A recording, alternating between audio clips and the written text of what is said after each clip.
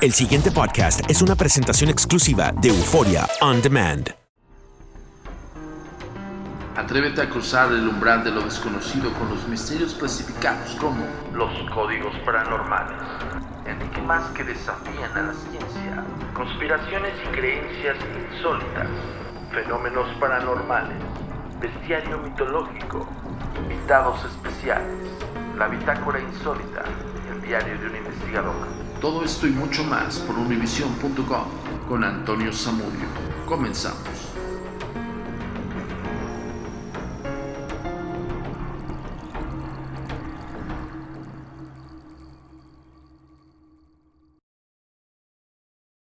Bienvenidos, señores, a los Códigos Paranormales, los podcasts de lo desconocido a cargo de su servidor Antonio Zamudio, por supuesto, por Univision.com. Y pues bueno, les tenemos preparados muchísimas sorpresas y sobre todo más contenido del misterio, más contenido acerca del fenómeno paranormal y todo lo que yace en estas entrañas de esto que nos encanta, este tema que nos fascina. Y quiero comenzar este podcast, el primero del año 2019, con una de las páginas, de las primeras páginas del libro que vamos a sacar en un futuro y que sabes que te vamos a anunciar aquí en los podcasts de lo desconocido, también en nuestras redes sociales, que vas a escuchar cómo contactarnos y cómo seguirnos. Y pues bueno, este es un pequeño breviario acerca de lo que es el fenómeno paranormal en mi vida como tal, desde que inicié en todo esto, desde que de alguna manera, la experiencia que tuve me hizo orillarme al estudio de estos fenómenos. Y pues bueno, te quiero compartir la primera página. Es solamente un resumen prácticamente de lo que vas a poder obtener en un libro manual, por así decirlo. Por eso se llama La Bitácora Insólita, que pues bueno, muy pronto lo vamos a sacar, lo vamos a estrenar aquí en las redes sociales, vía digital y por supuesto en vía escrita. Y pues bueno, sin más preámbulo, por favor, ponte tus audífonos y comenzamos con la primera página de Bitácora Insólita. La comunicación es muy importante para nosotros. Síguenos en nuestras redes sociales. Facebook, @AmIParanormal. Twitter, @GentesDeNegro. Instagram, @TourInsólito. Nuestro sitio oficial, www.agentesdenegro.com.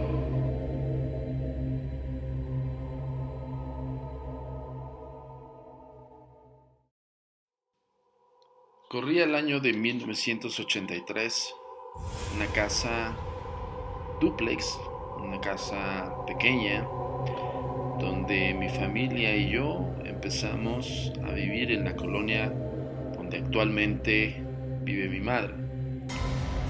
En un momento fue una casa totalmente común, totalmente normal. Recuerdo perfectamente que los cuartos eran en un primer piso, no había, era planta baja. Y pues bueno, había un corredor bastante largo que prácticamente recorría desde la entrada principal hasta el último cuarto, que era donde dormían mis hermanos. Recuerdo perfectamente cada momento y cada instante de esa casa, porque ahora lo comprendo, que cuando pasan impresiones visuales fuertes, moderadas o muy bajas, puede preservar la memoria de cada detalle, de cada acontecimiento que sucede en ese sitio, en ese lugar en el cual viviste y ahora lo recuerdas. 1983, soy el más pequeño de 5 hermanos, de los cuales pues bueno, mi madre trataba de atendernos a todos y cada uno de nosotros. Por ende, ellos son mayores que yo. El que le sigue de mis hermanos me lleva 2 años, y el cual pues bueno, ya todos ellos iban en la primaria. Yo recuerdo perfectamente que justamente cuando ella se iba a dejar a mis hermanos a la escuela, prácticamente yo entraba en una conciencia de que estaba solo en esa casa. Al quedarme solo en esa casa fuera prácticamente como si estuviese en un tormento. Te voy a platicar por qué. Los primeros acontecimientos fueron en la mañana, horario en el cual pues bueno, las mamás van a dejar a los hijos a la primaria, que por lo regular en México son 7:30 de la mañana, para la entrada de ellos a las 8 en punto. La casa tenía una distancia moderada a la primaria, estábamos hablando de unas 6 cuadras, y pues bueno, en esos minutos yo me quedaba solo. Al momento que yo escuchaba el cerrojo de la puerta de mi casa, según yo estaba dormido, pero no, estaba consciente, dormitando. Recuerdo perfectamente cómo mi mamá me dejaba con una mamila, y que bueno, incluso el sabor de la leche, el sabor de chocolatada combinada con nata, prácticamente la tengo tan lúcida en mi ser que no que ese detalle me hizo recordar cada punto y cada situación que viví. Siempre que me encontraba solo, estaba absorto de miedo, pero hay una razón. En esa casa, justamente cuando mi madre hacía sonar las llaves de cerrar la puerta y poner el candado prácticamente en la parte de la entrada principal, yo en ese momento sabía que estaba solo. Al incorporarme, lo primero que veía era una luna de un espejo, un tocador, que era donde yo dormía, porque no podía dormir en las noches solo. Bueno, dormía con mis hermanos, dormíamos en literas, y recuerdo perfectamente que varias noches atrás, pues bueno, me daba terror, la noche me daba escalofrío, y pues tenía que dormirme en medio de mis padres. En el momento que me incorporo, veo hacia la luna del espejo y la veía a ella. Yo me quedaba solo, totalmente solo, pero veía una persona más. Eran las 7:30, 7:40 de la mañana, y en ese momento simple y sencillamente la veía. Corría hacia el espejo, la seguía viendo en el reflejo del espejo. La pude ver incluso con mis propios ojos al darme la vuelta y ver esta figura desencarnada, fea, como quemada de la piel. En el momento que yo entraba en contacto visual con ella, ella gritaba de una manera que yo escuchaba su lamento, escuchaba su grito. Era un grito sumamente fuerte, erizante, y mi instinto era correr hacia la puerta de mi casa, hacia la puerta de la entrada principal. Recuerden que estaba en un pasillo sumamente largo, en el cual pues bueno, yo veía la puerta de entrada a lo lejos. Cuando yo corría hacia la puerta de entrada, pareciera que la puerta de entrada se alejaba cada vez más y más. Es probable que también sea parte del miedo que uno siente al estar solo. Yo le estoy hablando de 36 años atrás. Este prácticamente es uno de mis casos más emblemáticos, que incluso llega a ser un némesis para mí, porque a la fecha no lo he investigado. Y pues bueno, evidentemente quiero saber por qué esa mujer estaba ahí, por qué me manifestaba así. Ya con el paso del tiempo, pues bueno, fui como asimilando y estudiando cuál era el concepto de las entidades espirituales cuando se trata de comunicar contigo. Pero no solamente era verla a ella, sino también había ruidos extraños durante el proceso en el cual yo me acercaba a la puerta. Llegó un momento a pensar en que podría haber quedado ahí, porque yo escuchaba su grito tremendamente fuerte en mis oídos, justamente cuando yo corría hacia esa puerta, la cual se alejaba y se alejaba y se alejaba. Cuando yo llegaba al sillón que estaba justo a un lado de la puerta principal, me subía al sillón. Había una ventana enorme donde pasaba el sol.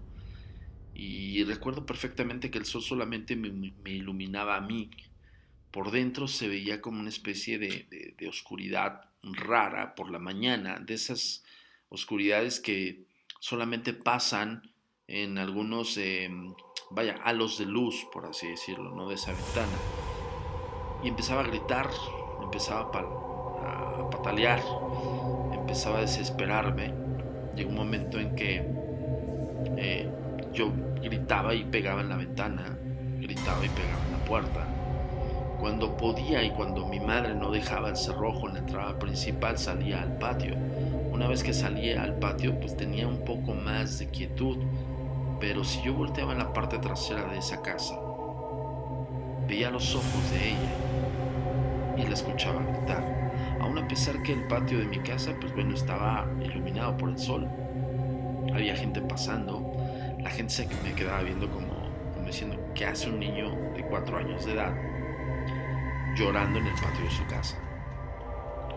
2 ocasiones recuerdo que mi madre me llevaron con ella, ¿no?, a la primaria. En 2 ocasiones un vecino y una vecina, pues prácticamente la reja eran rejas con espacios entre los barrotes donde yo podía caber. Y ellos, en un modo de ayuda para mi madre, para que no me saliera o para que nadie me robara, me llevaban con ella. 2 ocasiones bastaron para que mi madre pusiera atención a algo extraño que estaba pasando en esa casa, aún a pesar que ella ya sabía que había algo siniestro. Con el paso del tiempo, pues bueno, mis padres recurren a una ayuda profesional, en la cual pues bueno, pensaban que yo estaba también alucinando y que de alguna manera tenía un porqué el despertar en las noches con tal desesperación, porque no solamente me ocurría en la mañana, de repente cuando empecé a tener contacto visual con esta mujer, también en la madrugada la veía. Recuerdo prácticamente la hora, porque siempre había un reloj de manecillas frente al espejo, bueno, frente al tocador de donde dormía con mis papás, y siempre marcaba las 2:30, 3 de la mañana. O sea, yo recuerdo perfectamente esa hora, porque cuando yo despertaba en la madrugada, mi sensación era de sentirme observado, y lo que hacía era abrir los ojos y evidentemente yo estaba en medio de mis padres. Mi madre estaba del lado derecho, mi padre estaba del lado izquierdo. Y recuerdo que del lado derecho había una ventana grande también, que era una especie de ventana hacia un tragaluz de las casas. Las casas eran dúplex, como hace rato les comentaba, y eran pasillos enormes, pero no había una entrada ni una salida en esa entrada de luz, o boca de luz que le llaman. Y pues bueno, es un pasillo simple y sencillamente largo, donde incluso podrías divisar la ventana del vecino y así, pero no había acceso ni salida a ese pasillo. Recuerdo perfectamente que siempre estaba muy limpio ese pasillo, pero siempre muy vacío, muy desolado. O sea, no había nada, no había ni objetos, no había ni colgaban ropa, porque usualmente estas bocas de luz, pues bueno, como entra mucho el sol, y evidentemente están hechas para que ilumine por dentro las propiedades, pues muchas personas lo utilizaban para colgar su ropa, para que se secara. Y recuerdo perfectamente que no había nada de eso, estaba totalmente desolado. Cuando yo abría los ojos en la madrugada, la veía observándome y estando en ese pasillo, y lo que hacía era lo mismo que la visión o la interacción que yo tenía en la mañana. Me veía y gritaba. Era un grito ensordecedor, era un grito del cual lo recuerdo y me eriza la piel. Y su piel en el pasillo la veía como si se le desprendiera del rostro. Era muy impactante, era bastante escalofriante y tenebroso. Evidentemente, 4 años de edad, gritaba, lloraba. Recuerdo que incluso una ocasión de la desesperación le tomé al cabello a mi papá y yo desesperado se lo jalaba. Cuando ellos despertaban, pues bueno, evidentemente me decían, ¿qué tienes? Una pesadilla. Luego mis padres me abrazaban y pues bueno, de alguna manera me cobijaban, ¿no? Me consolaban. Sabían que había algo extraño en esa propiedad. Recuerdo muy bien esas pláticas que tenían mis padres en las cuales ellos simple y sencillamente platicaban acerca de qué es lo que podrían hacer, ¿no? A dónde se podrían ir. Recuerdo perfectamente a mi madre decirle a mi padre que ya estaba desesperada de estar ahí, que ya se quería mover de ese lugar. Nunca platicaron de alguna razón extraña o rara, pero yo sí notaba su nerviosismo en ellos. Notaba las miradas que ellos entrelazaban entre que, pues bueno, estábamos 5 hijos, unos ya en la primaria, otros en la secundaria, pero pues bueno, no es como un tema para platicarlo abiertamente, ¿no? Mucho menos con niños, y mucho menos con un niño menor que pues estaba padeciendo de, tal vez ellos pensaban, pesadillas en la noche. Recuerdo que cuando llegué con el doctor me hizo una serie de preguntas, cuestionamientos muy sencillos, de qué es lo que veo, cómo lo veo, si lo veo hay sensaciones de qué tipo y todo ese tipo de situaciones que yo ya posterior a esto empecé a comprender a lo que yo me estaba enfrentando. Fíjense lo que les estoy diciendo. Tenía solamente 4 años de edad. A los 4 años de edad no eres consciente del todo de las situaciones. O sea, ¿esto qué quiere decir? Que un niño en esa etapa pues no sabe si eso que está viendo podría ser que estuviera vivo o muerto. No hay esa conciencia.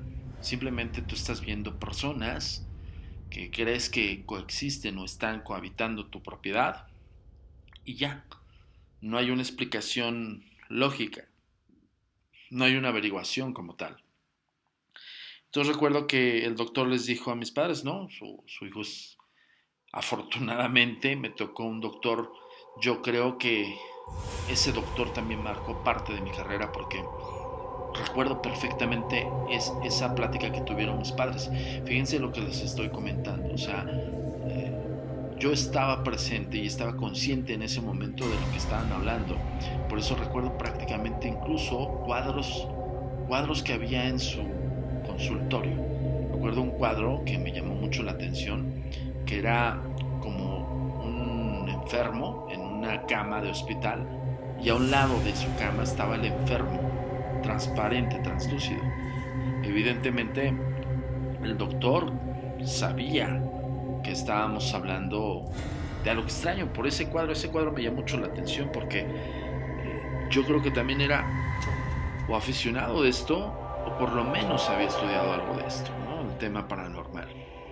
Entonces les dijo a mis padres, no, el niño está pasando por una etapa normal. Usualmente son etapas infantiles de las cuales, bueno, su imaginación empieza a segregar muchísimas situaciones donde el niño pierde el razonamiento de estar en la realidad o en la surrealidad, ¿no? Entonces, es un modo de explicarlo no tan científico y es un modo de decirlo pues para que no te saques de onda, ¿no? No pueden hablar tantos tecnicismos con los papás y sobre todo para que lo entiendan.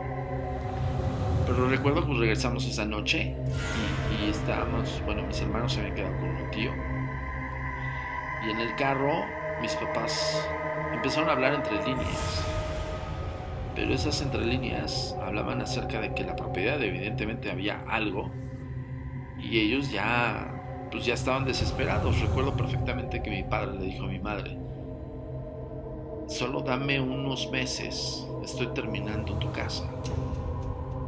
Ya después me enteré que mi padre pues estaba construyendo donde actualmente vive mi madre y estaba a unas cuadras de donde estábamos nosotros. Pero sí recuerdo que él le dijo a mi madre, solo dame unos unos meses.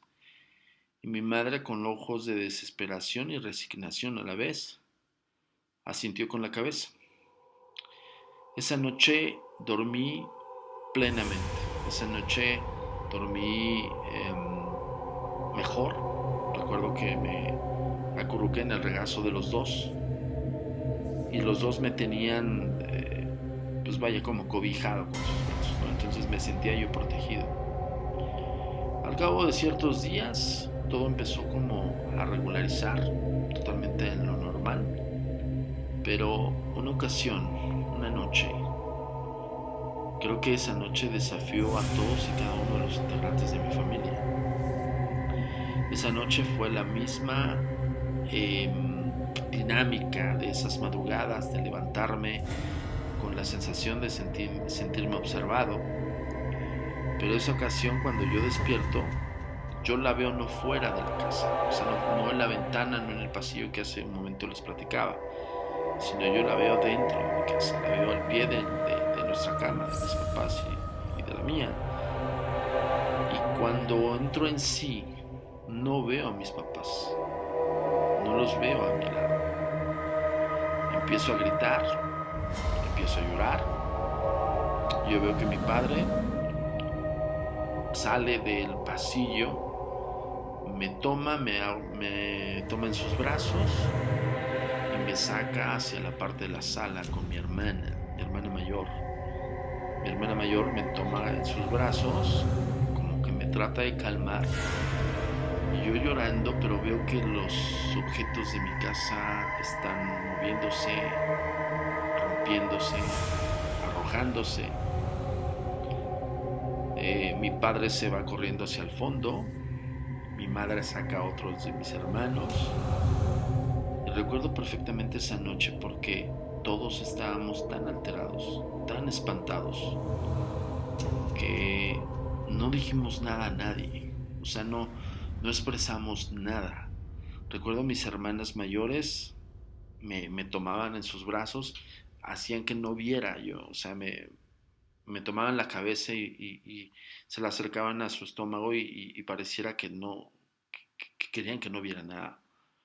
Recuerdo perfectamente que mi madre empezaba a rezar, o sea, fue una catarsis sumamente fuerte porque el ver a tu madre con tus hermanos de la mano corriendo hacia ti y rezando a la vez fue algo muy impresionante. Mi padre tomó a otro de mis hermanos y nos llevaron al patio. Estábamos hablando de 2, 3 y media de la mañana.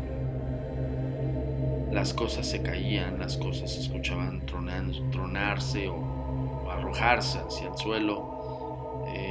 Recuerdo que ya uno de mis hermanos empezó a soltar el llanto, mi otro hermano pues sacadísimo de onda, no sabía qué es lo que estaba pasando, mis hermanas espantadas. Mi madre simple y sencillamente se hincó con nosotros, nos hizo que nos hincáramos todos y en bolita. Ella me abrazó junto con todos mis hermanos y yo escuchaba sus rezos. Yo no veía otra cosa, escuchaba los ruidos de la casa, escuchaba cómo tronaban los cristales, como si algo o alguien estuviera rompiendo cosas.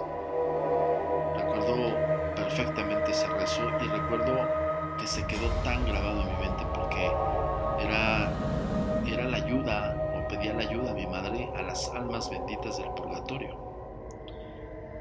Y decía mi madre: almas benditas del purgatorio, por favor protégenos, almas benditas del purgatorio, cuídanos.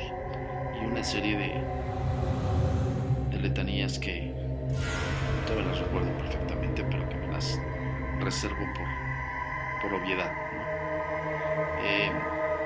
Mi padre sale, él tenía un Maverick y recuerdo que pues simplemente nos metió al auto, sacó unas cobijas, sacó papeles, cosas así. Yo en ese momento no estaba consciente de que estamos hablando de 1983, ni mis hermanos ni yo, ¿no? O sea, nunca habíamos vivido un sismo, un terremoto, ¿no? 2 años después lo vivimos y fue bastante feo, ¿no? Pero en 1983 pues no teníamos nadie la noción que era un sismo. Entonces yo veía las lámparas moverse, yo veía que los muebles incluso se arrastraban. ¿Por qué? Porque estábamos en la parte trasera del Maverick y veíamos hacia atrás de la ventana donde les platiqué, una ventana bastante grande, donde estaban los sillones, donde yo ahí me subí al sillón para gritar por mi mamá. Pues la ventana se veía como si estuvieran arrancándose las cortinas, bueno, bastante fuerte. Cuando mi papá arranca el auto, yo vi que abrió el zaguán, bueno, la reja, era una reja de barrotes medio separados. Mi padre abre la reja, va sacando el carro y se le cierran las puertas de la reja. Pues prácticamente el auto era, pues no nuevo, pero estaba bien cuidado. Y recuerdo que no le importó y le aceleró y sacó el carro. Recuerdo perfectamente el sonido de la reja al arañar los laterales del auto. Cuando sale el Maverick, ya ni siquiera cerró la reja. Agarró vuelo y salió de esa calle. No había nadie, no había ningún vecino, y a pesar que pues, se escuchaban por lo menos los gritos míos y los de alguno de otros de mis hermanos o de mi hermana alterada, no había nadie, estábamos solos. Recuerdo que pues, a unas cuadras llegamos a la Obra Negra, todavía estaba en Obra Negra la propiedad que actualmente vive mi madre. Y pues bueno, prácticamente nos quedamos a dormir ahí. No se habló de nada, no se dijo nada, no hubo detalle de nada. Nos quedamos dormidos prácticamente en bolita.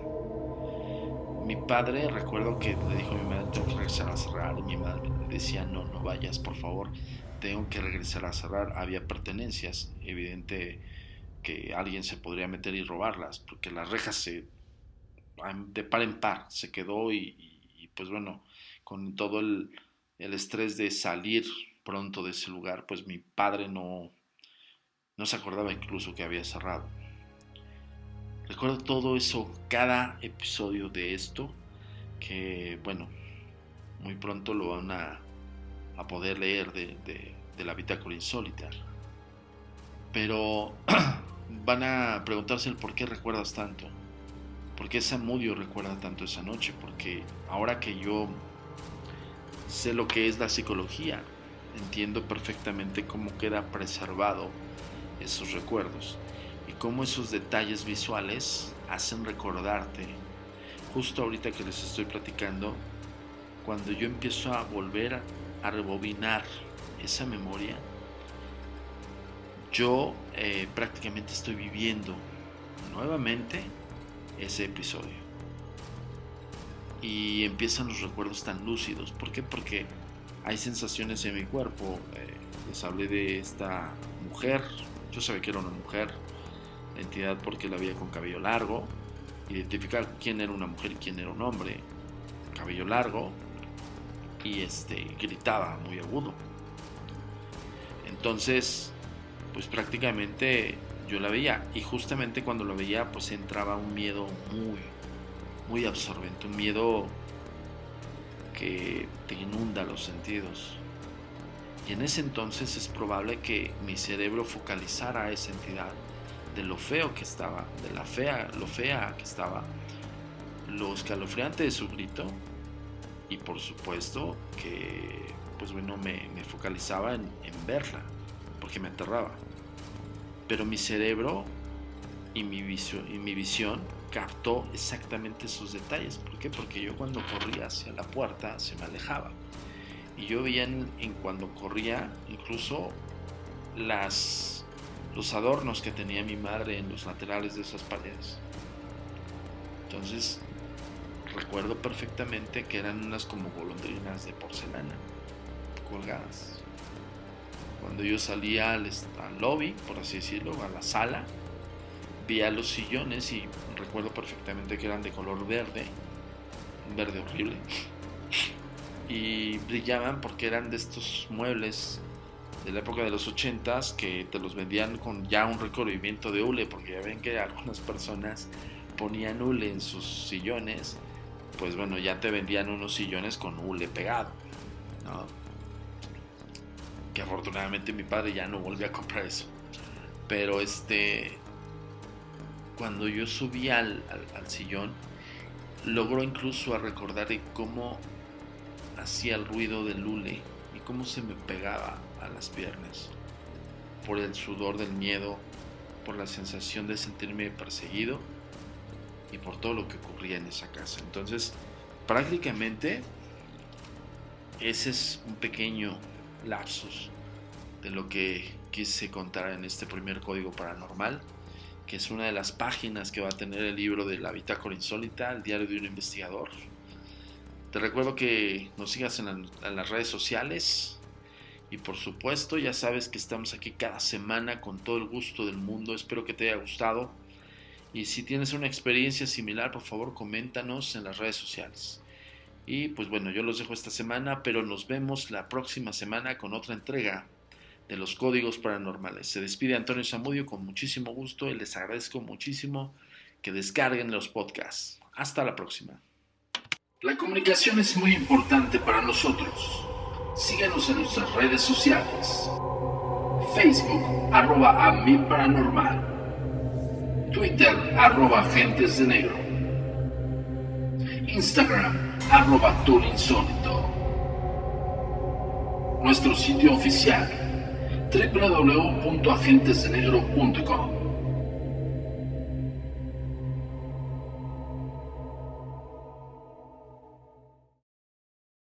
El pasado podcast fue una presentación exclusiva de Euphoria On Demand. Para escuchar otros episodios de este y otros podcasts, visita